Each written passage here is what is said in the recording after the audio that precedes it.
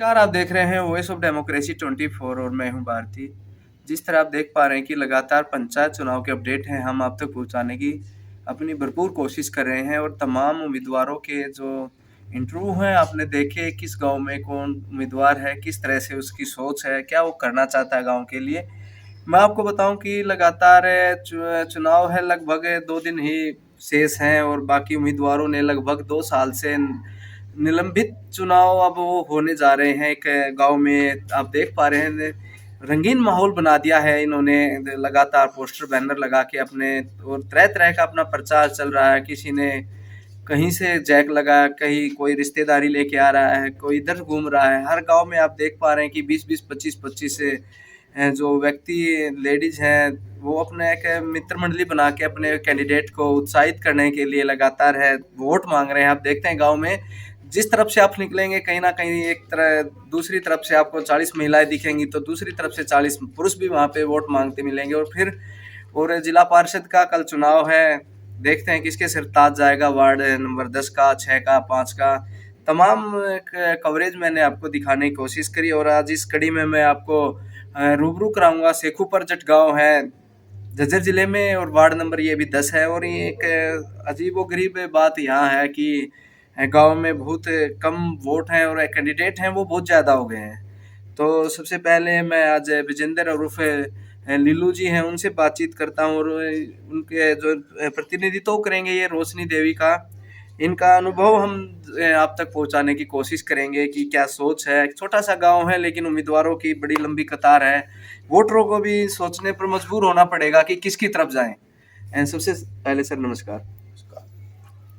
जी बताइए। सबसे सारे पहले नमस्कार गांव को। जी भाई अच्छे वोट दी पहली बार।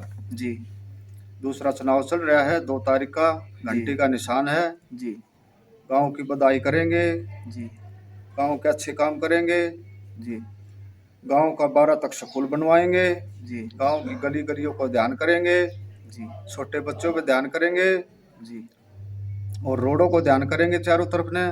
जी पंचायती कब्जे का ध्यान करेंगे। जी हमारी तरफ से कोई गलती नहीं होगी जी और बाकी काफी ध्यान करेंगे गांव का। कहाँ तक पढ़े लिखे हैं आप लीलू जी? 10वीं पास है जी, मैट्रिक। जी। और मैं जो सरपंच पद के उम्मीदवार हूं, उनसे भी एक बार बातचीत कर लेता हूँ। जी मैम नमस्कार। नमस्कार। आप कहाँ तक पढ़े हैं? मैं भी 10वीं। 10वीं तक। क्या समस्याएं आपको लगती हैं कि आप एक महिला हैं, दोहरी जिम्मेवारी मान के चलिए कि गाँव की जिम्मेवारी फिर घर भी देखना पड़ता है, काम काज डबल हो जाएगा, दोहरी जिम्मेवारी को संभाल पाएंगे आप? हाँ, पूरी कोशिश है। देखो मेरा गांव जितना पिछड़ा हुआ है, जी मैं ये सोचती हूँ, जिस दिन से मैं इस गांव में आई हूँ, मैं उस दिन से ये सोच रही हूँ ये गांव इतना पिछड़ा हुआ है।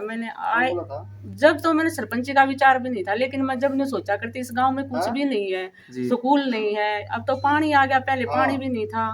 भाई जिस तरह लड़कियां हैं अप्रोच रोड पर के जाती हैं, इतनी जवान लड़कियां, और दूसरे गांव में बहुत दूर गांव है, 3 किलोमीटर तक चल के जाती हैं, तो उस स्कूल होना चाहिए।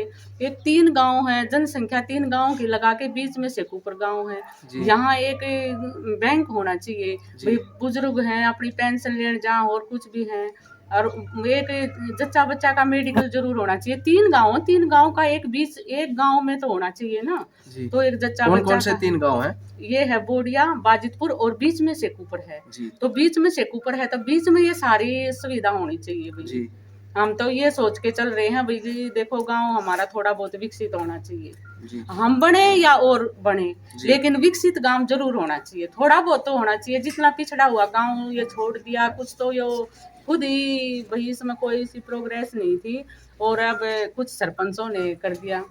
जी आपके गांव से पार्षद भी थे, उसके बावजूद भी काम ज्यादा हुए नहीं हुए। हमारे गांव में पिछली योजना में पार्षद भी थे, भाई सरपंच भी थे, लेकिन जितने विकसित होना चाहिए था उतना विकसित आप मानते हैं कि इतना हो नहीं पाया? इतना और इसके अलावा आपको क्या समस्या लगती है गांव में कि अगर आपको गांव में मौका दे तो आप सबसे पहले काम क्या करेंगे? देखो, सबसे पहले मैं बच्चों का खेल का पोल गड़वाऊंगी जी।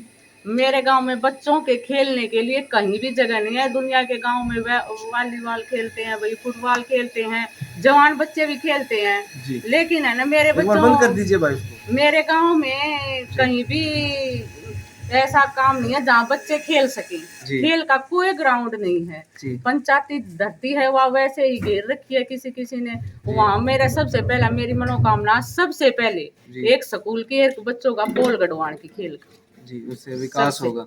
हाँ, बच्चे तो खेलेंगे, बच्चे बढ़ेंगे आगे तो जब तो कुछ होगा। जी। बच्चे भी इस गांव के इतने नहीं है नौकरियों में, क्योंकि भाई इसीलिए नहीं है। बच्चे खेलेंगे, एक दूसरे ने देखेंगे, बाहर निकलेंगे, कुछ वो होगा तो तभी तो गांव विकसित होगा। बालका की ये वजह तो भाई। जी। और इसके अलावा भी मैं अगर मौका दे दिया तो आप युवाओं के लिए पोल वगैरह और जो नशे पर भी ज़्यादा बढ़ावा हाँ। मिल रहा है चुनाव के टाइम आप देखते होंगे, उसको लेकर क्या सोच है रोशनी आपकी? देखो भाई, मेरे परिवार में कोई नहीं नशेबाजी करता। मैं चाहूँ मेरे जैसा परिवार है वैसा ही मेरे गांव का परिवार होना चाहिए। और इस गांव में थोड़ा नशेबाजी ज्यादा ही है। जी। तो मैं चाहती हूँ कि मेरा गांव में नशेबाजी ज्यादा ना हो, अपना घर परिवार बसाएं, अपने बच्चों को सूत्री डाला विकसित करें, उन्हें जागरूक करें, भाई स्कूल में भेजें या कुछ भी करें। लेकिन नशे वाला आदमी तो नशे की तरफ जाता है। तो मैं चाहती हूँ मेरे गांव में कोई भी नशा नहीं करे। जी। एक उम्मीदवारों की संख्या इतनी ज़्यादा हो गई है, क्या लगता है कि आपकी बाजी पार जा सकती है देखो इतने भाई, इतने ये के तो बीच से? गांव राम के भरोसे है सब कुछ। जी। जिसने जो कैंडिडेट अच्छा लगे उसी की वोट देंगे। जी। और पिछला चुनाव आपने लड़ा, उसका भी अनुभव आपके पास है। हाँ जी। उस पिछले चुनाव में कैसे क्या हुआ वो बताइए थोड़ा। पिछले में भी भाई देखो ज्यादा उम्मीदवार हो गए थे, हमने थोड़ा सा टाइम मिला था वोट की, लेकिन गांव ने हमारा बहुत सपोर्ट किया था। हमने सिर्फ 2 घंटे वोट बनाने के मिले थे। जी। 2 घंटे में हमने गांव ने हमारा इतना सपोर्ट किया था कि 2 घंटे में हमने यहाँ 1100 कुछ वोट हैं, हमने फिर भी हमारी है ना 400 350 वोट आई थी हमारी। फिर भी 2 घंटे में 350 वोट इतने कम समय में कोई बढ़ती नहीं, लेकिन गांव ने हमारा बहुत सपोर्ट किया था। अब की बार गांव से क्या उम्मीद है आपको? अब की बार गांव से तो बहुत ज्यादा उम्मीद है। भाई देखो गांव ने भाई अच्छा लगेगा, कैंडिडेट ये काम करवाएगा, लेकिन हम खुद अपने घर पे भी बतलाते हैं। मैं अपनी आत्मा की बताती हूँ, मैं अपने घर पे बतलाती हूँ, तो मैं अपने बच्चों को नुकाती हूँ, बेटा अगर जब मैं बन गई ना और तो मैं है ना गाँव का विकास करूंगी। जी। मैं कहती हूँ गांव कैसे मान ले कि आपको क्या आप विकास कर पाएंगे?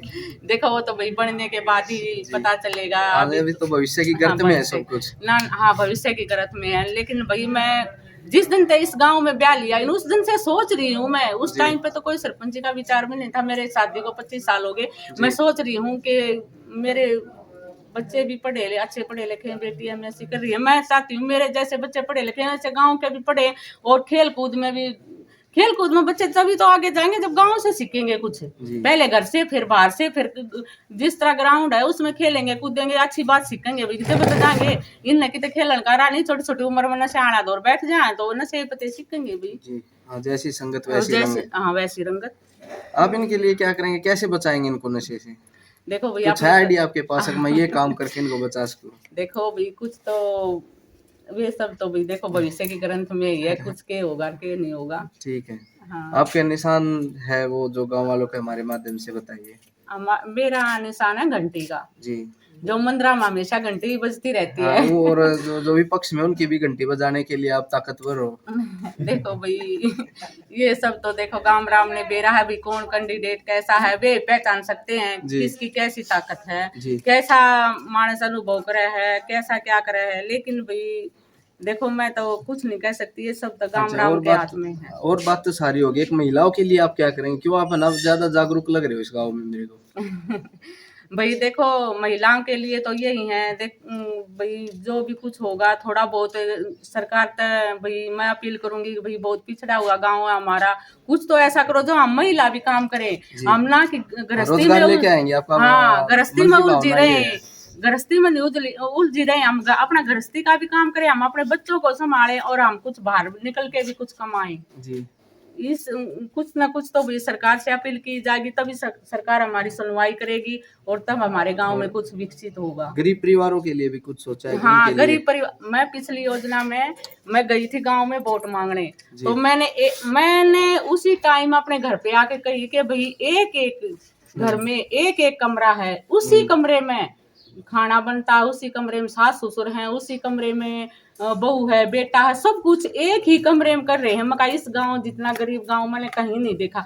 मैंने है ना अपने घर पे आकर अपनी सास से अपने आदमी से ये बातें कही, भाई देखो ऐसा हो रहा है, मैं चाहती हूँ कि मेरे गांव में कम से कम ये इतनी पंचायती जगह पड़ी है उनके लिए 100 गज का प्लाट तो होना चाहिए जो एक कमरे में ही रह रहे हैं जी। मैंने ये बात आन के इनसे पूछ कही अगर थी। आप बन गए तो योजना सिर चढ़ जाएगी।